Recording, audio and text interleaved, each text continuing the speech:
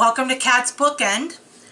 I am doing a haul right now because I went to a thrift store near me. I hadn't been there in a while. I went there like years ago, and well, at least 4 years. Let's put it that way, at least 4 years. And I remembered them having a book section. And so I went there and I picked up some books. I ended up leaving and spending $17 and some change. More than I spent at Goodwill, but then again I got more books. This particular thrift store, I have to tell you about what I endured. I don't think I'll ever go to this thrift store again, even though I got some good deals. I'm not being rude, I'm just telling the truth when I say this was the dirtiest, scummiest thrift store. I don't think they've cleaned it since I was there 4 years ago. There was one person working there. It was obvious they don't have any help at all because there were clothes laying all under the stacks or the rows where they were hung up, laying on the floor and everything. And the floors just looked so disgusting. And you could like feel the dirt and dust.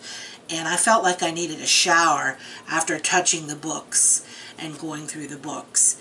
And that's another thing. The books, I don't know what these people were thinking when they shelved these books. I guess they just figured throw them there because, you know, there was only one person working. But, I mean, I don't think that they've cleaned that store. I mean, that was so much dirt and filth that it wasn't just that somebody didn't clean it that day.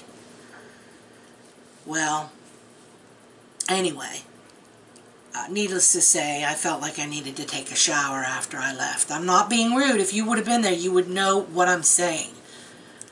So they need to hire some more people. But the books, I mean, it was like dangerous the way they had the books. There were a lot of books there. They had a lot of shelves, but I mean, good luck if you want to look through them. I kind of took my life into my hands by looking at some of these books, and my husband did too. The way they had them stacked up, I should have taken a picture. I really should have taken a picture to show you. The way they were stacked up, it was like you'd have books like this, and then another one laying down, and a stack of them laying down, and then a whole bunch were thrown on top of it, and they were like laying on top of each other. I don't know. I can't even demonstrate with my hands, but they were like laying on top of each other, so it's like you couldn't even pull one out, because if you knew if you pulled one out to look at it and see if it was a book you were interested in, 10 other books would fall down on top of you. I mean, it was really, really awful. I don't know why they felt like, I don't know how the books got like that. I don't know why they felt like they should be stacked like that. Maybe some really idiotic people with nothing better to do came in and stacked it like that for fun so that they would make it horrible for other people to get the books.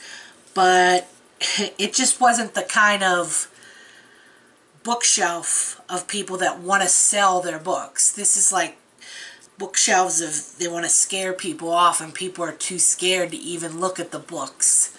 So I'm glad I survived that. And I'm sure that there were books there that I could have gotten that I really would have liked, but I couldn't get to them or I couldn't pull them out. So there you have it. The Goodwills that I go to or that I've been to have been clean and they've been nice, but then again they've been new. So I really don't know why the thrift store was like that. I mean, even if they have not enough help, that's just really sad. Really sad. Okay, but anyway, I'll show you the books I got, because the positive thing is I did get some good, or what I think are good books. I guess I'll see when I read them, but you can't get, I mean, one book these days costs $17, and that's if it's on sale. So to get all of these books that I got, that's a good deal. All in all, I got like, let's see, 1, 2, 3, 4, 5, 6, 7, 8. I got 8 books for $17, so there you have it. I'll share with you some of the books that I got. I got this one, Vinegar Hill, by A. Manette Ansay, and I've never heard of her. And it is an Oprah book club. But when I read the back of it, it sounded really, really good. I thought, I think I'd like that. And I've never heard a book described like this. Sweet, tender, and chilling. I thought, wow, it's sweet, tender, and chilling? So the Washington Post Book World said that. So let me just read you what it says. In a stark, troubling, yet ultimately triumphant celebration of self-determination, award-winning author Amanette Ansay recreates a stifling world of guilt and pain and the tormented souls who inhabit it. It is 1972 when circumstance carries Ellen Greer and her family back to Holliesfield, Wisconsin. Dutifully accompanying her newly unemployed husband, Ellen has brought her 2 children into the home of her in-laws on Vinegar Hill. A loveless house suffused with the settling dust of bitterness and routine, where calculated cruelty is a way of life preserved and perpetuated in the service of a rigid, exacting, and angry God. Behind a facade of false piety, there are sins and secrets in this place that could crush a vibrant young woman's passionate spirit.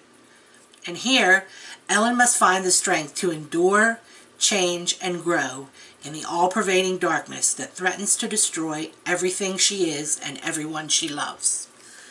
So that sounded really, really intriguing. And then the Chicago Tribune called it one of the year's best books. And let's see, it came out in 1994. Still sounds like a good book. I mean, I'm not the type of person that says, oh, I have to read all recent books. No, I'll read anything that I think sounds good or interesting. Okay. This one, I jumped. I'm like, oh, give me that, give me that. I was so excited that I found this there because this is a book that I've wanted to read.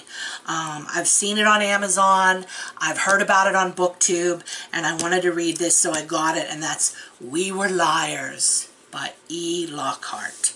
So I was glad to get that. This was only $1.91. Okay, The Hornet's Nest by Jimmy Carter. Yes, the president. He used to be president. A novel of the Revolutionary War. Well, I just thought, let's see what a former president can do when he tries to write a book. And that's why I got this, just for my own curiosity. And I figured, okay, I'll learn a little bit more about the Revolutionary War. Even though this is fiction, it says that it, is historically accurate, historically accurate. And this sounded kind of nice. Not nice like, because believe me, the Revolutionary War wasn't nice. I know this. But it sounded like I would enjoy reading it, which is nice. Okay? So I thought I'd give that a try. I didn't know that Jimmy Carter wrote a book. He was president when I was in elementary school. Okay, this one.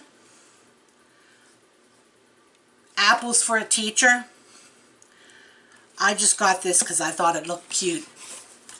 And there's some, sayings in here. And anecdotes. I just thought it looked really cute. And I have some friends who are teachers, so I thought I would get this and read it and share it with them. Okay, then I got, and mind you, this is all from Thrift Store, The Photograph by Beverly Lewis. This is one of those books that, takes place in an Amish community. And she's from near where, not too close, but she writes about an area near where my mom and dad live. My mom actually met her. Beverly Lewis, she came to the local library. My mom got her autograph and her picture taken with her. I have 2 books by her, which I really, really enjoyed. It was The Postcard and The Crossroad. And I was so surprised. My mom, gave them to me to read. She had read them, and I thought, oh, this isn't my type of book. I'm going to read about Amish people, and it's kind of like an Amish romance, and it was pretty good. It wasn't at all what I thought it was going to be. It was a really well-written, enjoyable book, as was the sequel. So I thought, okay, thrift store, really cheap. I'm going to get this. And it sounded really good. It's kind of like a mystery in the Amish community. surrounding a photograph and missing people. So I got that. I love this guy. Jim Gaffigan, he's one of my all-time favorite comedians. He's hilarious. And this is called Dad is Fat. And I thought, you know what, I have to get this. $1.91, and I like this guy, and he's funny. I'm going to read this. This will be good. Dad is Fat. Okay. I got this book because it sounded so good. I'd never heard of this series. After I got this, I looked it up on Amazon. Monster Hunter. This is number 5 in the series, Nemesis. But they say you could read these, you know, on your own. And that's what I'm going to do. I'm going to read this, see if I like it, and if I do, I'll start reading the series. People have said that this book is kind of separate from the series because it talks more about the main character and it goes into more detail. So that sounds good. I'll get to know the character and see if I like it. And it's a New York Times best-selling series, okay, by Larry Correia. Apparently this guy is a monster himself. He is on some sort of drug that makes him act a certain way. Here, I'll just read you a little bit. Why not? Okay. Agent Franks of the U.S. Monster Control Bureau is a man of many parts. Parts from other people, that is. Franks is 6'5". Franks is 6'5" and all muscle. He's nearly indestructible.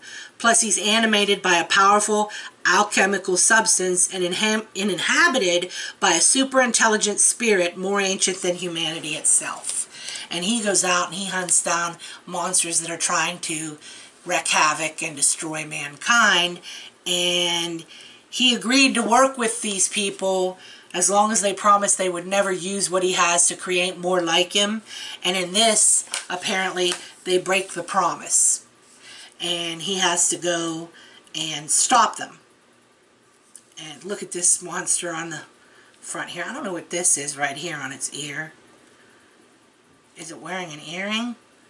Or is this just an imperfection on the book? I don't know, but there you go. So I thought I'd give it a try. $1.91. And these books are like, I mean, $10 if you try to get them from Amazon. And if you want to get them as an audiobook, they're almost $6. So, a steal. Okay. And then the last thing I got, I just got this on a whim. This is from 2003, and I just saw, I just thought, I'm going to get this out now, I'm going to get it out. I just thought that this looked really pretty and really cute. And this is designed so that it looks like an old book, an ancient tome about dragonology. And it's all written like you're trying to study and research and learn about dragons.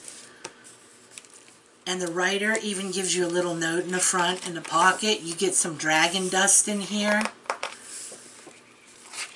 They give you spells to tame a dragon. For a short period of time, that is. Here's some dragon dust. Of course, I know that's not dragon dust. But I just think that this is cute. And I thought, why not? I'll give it a try. I didn't see this. I did read the letter in the front from the guy that, you know, wrote the book. But this is something else in it. I do not know what this is. Okay, these are secret codes that you're going to have to, like, look up and interpret.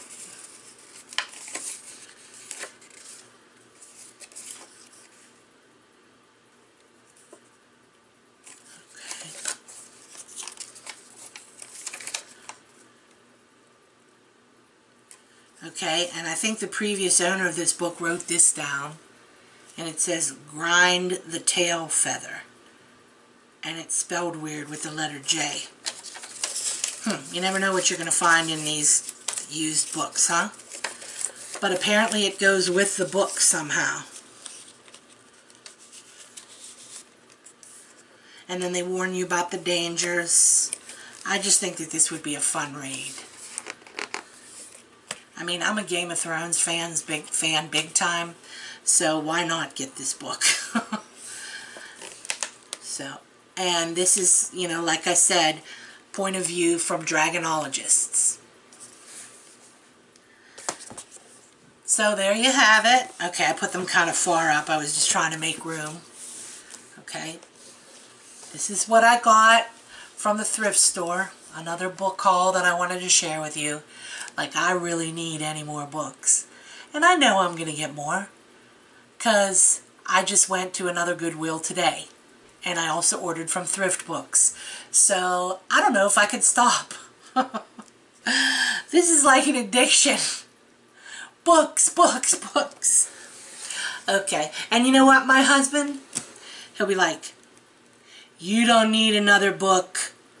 He's like pointing at the shelves. Read all these books. You haven't read these books yet. And then whenever we go to the store and we're looking, he'll pull out a book and go, oh, you'd like this. This is a good one. Why don't you get this? So, on one hand, he's telling me, don't get any more books. You don't need any more books. And then he's like an enabler. All right. You guys, I will see you another time then. Bye-bye.